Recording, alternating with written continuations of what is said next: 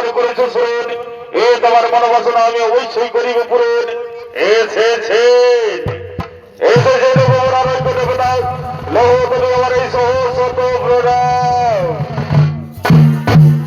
আর আপনি যদি সত্যি সত্যি আমার আরাধনায় সন্তুষ্ট হয়ে থাকেন, তাহলে আমার এমন একখানা বলতেন, আমি যেন স্বর্গবর্ত পাতাল তিন পূর্বাসী যেন থাকিতে পারি। এমন যথার্থ বচ্চ আমি তোমার এই প্রকার দিলাম আমার খবর।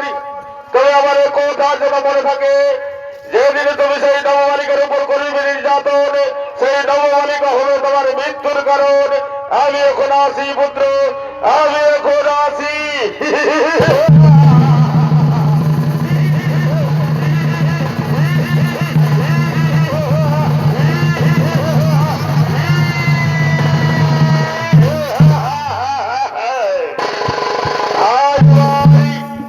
আজ আমার এই 16 বছরের বনবাসে আজ আমার হয়েছে পূরণ।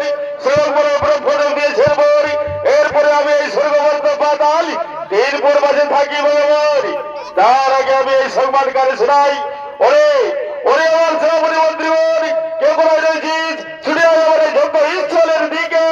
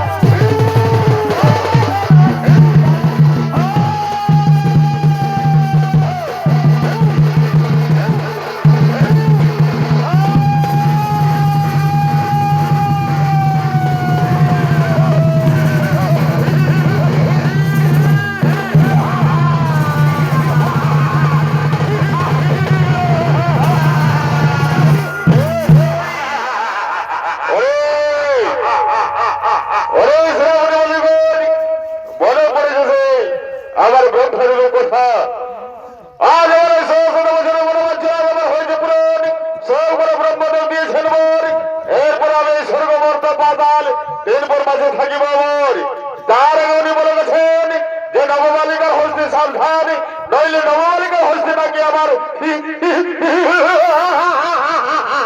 এই রে বরণ তার আগে আমরা সর্বপ্রথমে নিজের গৃহের দিকে ছুটে যাব তারপরে আক্রমণ করবো সেই স্বর্গরাজ্য আর এই স্বর্গরাজ্যের সমস্ত দেবতাকে পরাজিত করে স্বর্গ চুক্তি বন্ধ করবো না ধন সম্পদ করে চলো ভাই এগুলো সকলে ছুটে চলে যাচ্ছে সেই নিজের গৃহের দিকে